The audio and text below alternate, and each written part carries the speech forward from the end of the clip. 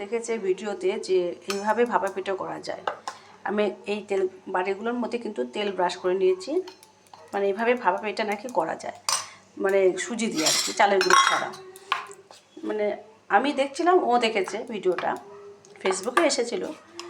তো যাই হোক, এখন কালকে স্কুলে টিফিনে নেবে এই ভাপা পিঠে।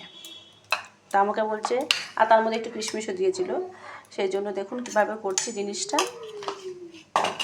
জানি না কটা হবে, তো মনে হচ্ছে 3টেই হবে, সেই মাপেই করা হয়েছে আর কি। উপর দিয়ে একটু গুড় দিয়ে দিচ্ছি।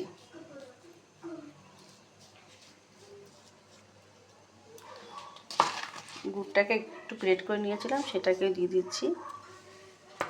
যেহেতু পিঠে জিনিস তো একটু গুড় না দিলেও হবে না। আর এই যে ওপর দিয়ে একটু কিশমিশ দিয়ে দিচ্ছি। ও বলছে কিশমিশটা সুন্দর করে দিয়ে দাও ওপর দিয়ে, ভালো লাগবে দেখতে।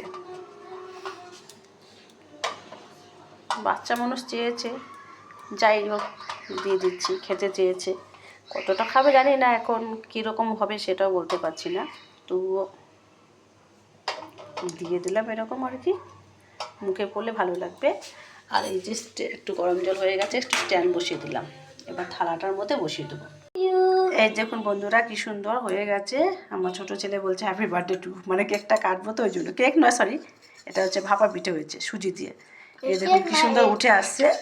তা তুলে নিয়ে আপনাদেরকে দেখাচ্ছি। এই দেখুন বন্ধুরা, একটা তুলে দিয়েছি বাটি থেকে, কি সুন্দর উঠে এসছে। আর পেছনটা দেখুন এরকম হয়েছে।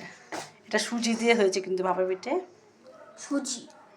বন্ধুরা 3খানা করেছিলাম না, বললাম 3খানায় হয়ে গেছে, সুন্দর হয়েছে। পেছনটা কি সুন্দর প্লেন হয়েছে। এই দেখুন, এমনিতে চালের গুঁড়োতে হয়, এটা আমি আজকে সুজি দিয়ে করলাম। আর এই যে ছেলে টিফিন নিয়ে নিয়েছি, জানি না টিফিনে পুরোটা ধরবে না, একটা ধরলেই মনে হয় বন্ধ হয়ে যাবে। এখন 2টো দিয়ে দেখি, 2টোই দিচ্ছি, খেলে খাবে, না খেলে আসবে। তা চলুন, টাটা সবাইকে।